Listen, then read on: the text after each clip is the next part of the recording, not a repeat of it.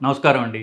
నేను డాక్టర్ మోవా శ్రీనివాస్ మాట్లాడుతున్నాను. ఇవాళ మనం అంతరించిపోతున్నటువంటి ఒక గొప్ప మన భోజనంలో ఒక భాగమైనటువంటి జొన్నల గురించి మాట్లాడదాం. సో నేను మొదలుపెట్టే ముందు అంతరించిపోతున్నా అని ఎందుకన్నానంటే, జొన్నలు ట్రెడిషనల్గా తెలంగాణలో అని అనుకుంటున్నాం కానీ ఆంధ్రప్రదేశ్లో, కోస్తా ఆంధ్రలో, అలాగే రాయలసీమలో కూడా చాలా కాలం జొన్నలే తినేవాళ్ళు. మరి రాయలసీమ అట్లాగనే తెలంగాణ అంటే జొన్నలు తింటారండి, ఆంధ్రాలో జొన్నలు ఎక్కడున్నాయని మీరు అనొచ్చు. శ్రీనాథ కవి సార్వభౌముడి గురించి మీరు చాలామంది స్కూళ్ళల్లో చదివే ఉంటారు.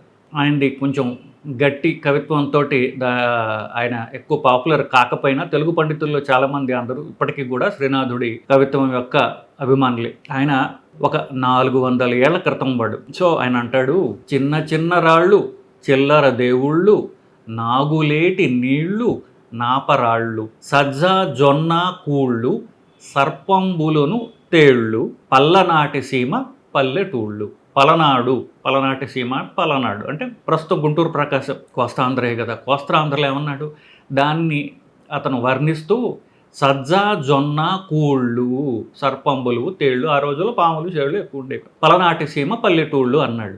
ఈ రోజుకి నేషనల్ ఇన్స్టిట్యూట్ ఆఫ్ న్యూట్రిషన్ వాళ్ళు ఇచ్చినటువంటి బెస్ట్ డైట్ ప్రాక్టీసెస్లో టేబుల్ నెంబర్ 6 అనేటటువంటిది మీకు ఇంటర్నెట్లో దొరుకుతుంది. అన్నిటికంటే లోయెస్ట్ క్యాలరీస్ సజ్జలు, బాజ్రా. తర్వాత పొజిషన్లో ఉంది జొన్నలు. శ్రీనాథ కవి సార్నుడు ఎప్పుడు చెప్పాడు, 400 ఏళ్ల క్రితం చెప్పాడు, సజ్జ జొన్న కూళ్ళు సర్పంబులను తేళ్ళు. సో ఈరోజు మనం జొన్న రొట్టెల గురించి మాట్లాడదు. సజ్జలు అట్లే పూర్తిగా డిసపేర్ అయిపోయాయి. సజ్జలు చెప్పాను కదా, రైస్ కంటే లోయెస్ట్ క్యాలరీస్ ఉన్నటువంటిది సజ్జలు, on par with almost quinoa is the best. Of course quinoa అయినా సజ్జలు ఇంకా చీపర్, కీన్వా అయితే కొంచెం కాస్ట్లీ. కమింగ్ బ్యాక్ టు జొన్నలు, ఇవాళ మన జొన్నల గురించి మాట్లాడదాం. తెలంగాణలో ఈ రోజు కూడా జొన్న రొట్టెలు లేకపోతే జొన్న గటక అంటారు, ఇవి తినడం అనేది ఇప్పటికీ పరిపాటి. పల్లెటూళ్ళల్లో నేను వారానికి ఒకసారి పల్లెటూళ్ళకి వెళ్తుంటాను నా పేషెంట్లు చూడటానికి. సో దానిలో చూస్తుంటా, అక్కడ జొన్న రొట్టెలు దొరుకుతాయి కానీ హైదరాబాద్లో దొరకవు. హైదరాబాద్లో, తెలంగాణలో పల్లెటూళ్ళ నుంచి హైదరాబాద్కి వచ్చే వాళ్ళ తిండి తిప్పలన్నీ మారిపోయాయి. ఇక్కడ వచ్చి అన్నం తినడం మొదలెట్టారు.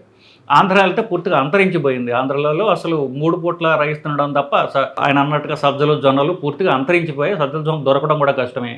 రాయలసీమలో కొంతవరకు ఇంకా రాగులు, అలాగే సజ్జలు జొన్నలు రాయలసీమ కూడా తింటున్నారు. అంటే రియల్ పల్లెటూళ్ళల్లో ఏదైతే ఉందో వాళ్ళ తినేటటువంటి తిండి ఈ రోజుకి అన్నిటికంటే క్యాలరీస్ తక్కువ ఉన్నది కాబట్టి పల్లెటూళ్ళలో వాళ్ళు ఇంకా ఆరోగ్యవంతంగా ఉంటున్నారు. ఇన్ఫ్యాక్ట్ 2 రోజుల క్రితం నేను ఒక హై బీపీ మీద కాన్ఫరెన్స్లో మాట్లాడాల్సి వచ్చింది. దాని గురించి భారతదేశంలో స్టాటిస్టిక్స్ తీయగా భారతదేశంలో 3 వంతుల మంది బీపీ వ్యాధిగ్రస్తులు. వాళ్ళలో 30% పల్లెటూళ్ళలో ఉంటే 40-45% మంది సిటీల్లో ఉన్న వాళ్ళకి హై బీపీ ఉంది. సో ఈ తిండి మారటం వల్ల కాదా, స్ట్రెస్ మారటం వల్ల కాదా? ఇప్పుడు పల్లెటూళ్ళలో వాళ్ళకి ఉన్న అలవాట్లలో తిండి తీసేస్తే సిగరెట్లు, బీడీలు ఇట్లాంటి వాళ్ళు తాగుతారు. ఇక్కడ వీళ్ళు తాగుతున్నారు, వాళ్ళ చుట్టాలు బీడీలు తాగితే వీళ్ళు సిగరెట్లు తాగుతున్నారు. ఆల్కహాల్ వాళ్ళు తాగుతున్నారు, వాళ్ళు కళ్ళు సారా తాగితే వీళ్ళు కాస్ట్లీ ఆల్కహాల్ తాగుతున్నారు. మిగిలింది ఏంటి? తిండి మాత్రమే. సో ఆ తిండి పల్లెటూళ్ళల్లో ఈ రోజుకి కొంతవరకు ప్రిజర్వ్డ్ అయి ఉండడం వల్ల వాళ్ళు ఆరోగ్యవంతంగా ఉండగలుగుతున్నారు. ఈ స్ట్రెస్ అనండి, ఇవ్వండి అవి మైండ్కి సంబంధించినవి. స్ట్రెస్ ఉన్నవాడు పల్లెటూరులోని స్ట్రెస్గానే ఉంటాడు, సిటీలోని స్ట్రెస్గానే ఉంటాడు. స్ట్రెస్ గురించి కాదు, తిండి. సో ఆ తిండి మార్పిడి వలన ఈ సిటీల్లో, టౌన్స్లో ఎక్కువ వ్యాయామం కూడా లేకుండా బొజ్జలు పెరగడం, దాని నుంచి షుగర్లు, బీపీలు, హార్ట్ డిసీజెస్, కొలెస్ట్రాల్స్, రకరకాల. Coming back to the point, జొన్నలు. సో ఈ జొన్నలు అనేవి యాక్చువల్గా ఇప్పుడు హిస్టరీ కొంచెం ఇంకొక మొక్క అంటే ఆ తర్వాత హిస్టరీ ఆపేద్దాం. 3000 సంవత్సరాల క్రితం ఆఫ్రికా ఖండం నుంచి మన భారతదేశానికి వచ్చింది. 3000 సంవత్సరాల క్రితం ఆఫ్రికా ఖండంలో ఇథియోపియాలో ఉండేది. 1500 సంవత్సరాల క్రితము ఈ ట్రేడ్ రూట్స్లో వ్యాపారం ఎవరు చేసే వాళ్ళు ఉంటారు సరే, వాళ్ళు భారతదేశాన్ని తీసుకొచ్చారు. ఆల్మోస్ట్ ఆఫ్రికా ఖండాన్ని అయితే 3000 సంవత్సరాల నుంచి క్షామ నుంచి కాపాడుతున్నటువంటి అతి గొప్ప ఈ జొన్నల యొక్క మొక్క. ఎందుకు? ఎక్కువ నీళ్ళు అక్కర్లేదు, ఎడారిలో కూడా పండగలదు, అక్కడ వర్షాలు లేకపోయినా పండగలదు, ఎక్కువ కాలం నిల ఉండగలదు. ఒట్టి జొన్నలు అయితే సంవత్సరం దాకా నిల ఉంటాయట. అఫ్కోర్స్ ఇప్పుడు నేను కూడా అన్నం తిని పెరిగిన వాడిని చిన్నప్పటి నుంచి. సో జొన్నలు ఇవన్నీ ఇప్పుడు తింటున్నాం తప్ప అంతకుముందు జొన్నల గురించి నాకు తెలియదు. ఇకపోతే అది ఎంతో ఫైబర్ ఎక్కువ ఉన్నటువంటి అది ఒక గింజ. సో ప్రోటీన్ ఎక్కువ ఉన్నటువంటి గింజ, బి కాంప్లెక్స్ ఎక్కువ ఉన్నటువంటి గింజ. ప్రతి 2-3 ఆడవాళ్ళలో ఒకళ్ళు వచ్చి నోట్లో నాకు పుండ్లు వస్తున్నాయని చెప్తారు. దానికి కావాల్సిన ఏంటి vitamin B1, vitamin B6. B1, B6 పుష్కలంగా ఉన్నటువంటి గింజ ఏదైతే ఉంటే అది జొన్న. ఇంకొకటి ఒక ఫ్యాషన్ అంటే మనం జరగట్టరుగా మాట్లాడకూడదు కానీ కొంతమందికి అన్నం కానీ ఇట్లాంటివి తిన్నట్లయితే, ఎస్పెషల్లీ గోధుమలు తిన్నట్లయితే కొంతమందికి అన్నం తిన్నా కూడా విరోచనాలు వస్తాయి. దాన్ని గ్లూటెన్ ఇంటాలరెన్స్ అంటారు. ఈ మన తినే తిండి పదార్థాల్లో గ్లూటెన్ అనేటటువంటి ఒక పదార్థం ఉంటుంది. అది తినగానే అది అరిగించుకోలేరు పేగుల్లో. కొంతవరకు వంశపారపర్యంగా వస్తుంది. ఆ పేగులు దాన్ని అరిగించుకోలేక అన్నం కానీ లేకపోతే బాగా పిండి చేసినటువంటి అంటే మెత్తగా ఉన్నట్టు పిండితో చేసిన చపాతీలు తిన్న వెంటనే వీళ్ళకి విరోచనాలు వస్తాయి. అమెరికాలో చాలా కామన్, ఇండియాలో కూడా కొంత కామన్ని. సో ఈ గ్లూటెన్ అనేటటువంటి వాటికి ఎవరికైతే ఎలర్జీ ఉందో వాళ్ళకి అద్భుతమైన తిండి ఏంటంటే ఈ జొన్నలు. ఎందుకంటే దీనిలో గ్లూటెన్ రహిత గింజ అంటే అది జొన్న. సో ఇన్ని సుగుణాలు ఉన్నటువంటి గింజ ఒకటి.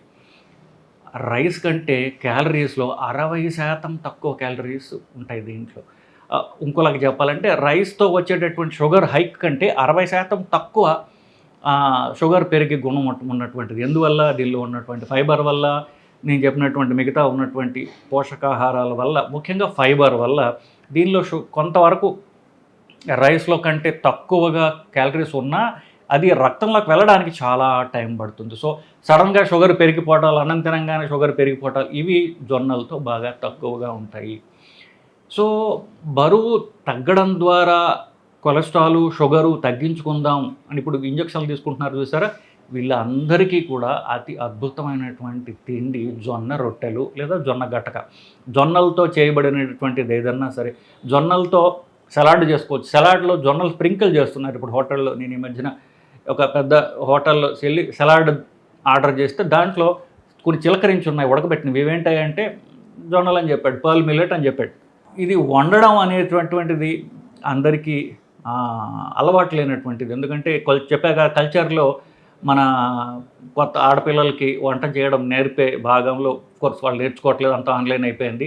కానీ మన ఇళ్లలో మనం చేసుకోవడం మానేసాం. గత 100 ఏళ్ళుగా కనీసం ఈ అంతా రేసుకు వచ్చేసారు కాబట్టి అంతరించిపోయేటటువంటి తిండి. చెప్పినట్టుగా కొన్ని పల్లెటూళ్ళలో మాత్రం ఇప్పటికీ తింటున్నారు. తెలంగాణ పల్లెటూళ్ళు తింటున్నారు ఇంకా అది.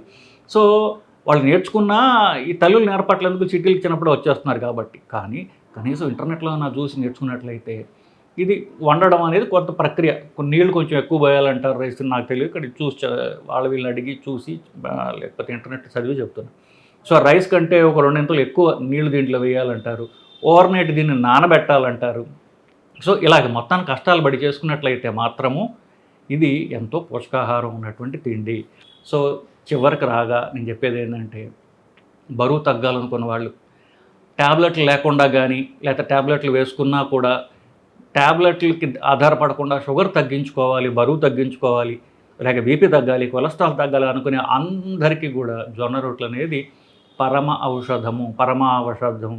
కాబట్టి దయచేసి మీ భార్యలకి జొన్న రొట్టెలు చేయించడం ఎట్లా కనీసం యూట్యూబ్ వీడియోలు చూసైనా నేర్చుకుని మీకు వండమని చెప్పండి. బరువు తగ్గండి, ఆరోగ్యంగా ఉండండి. నమస్కారం.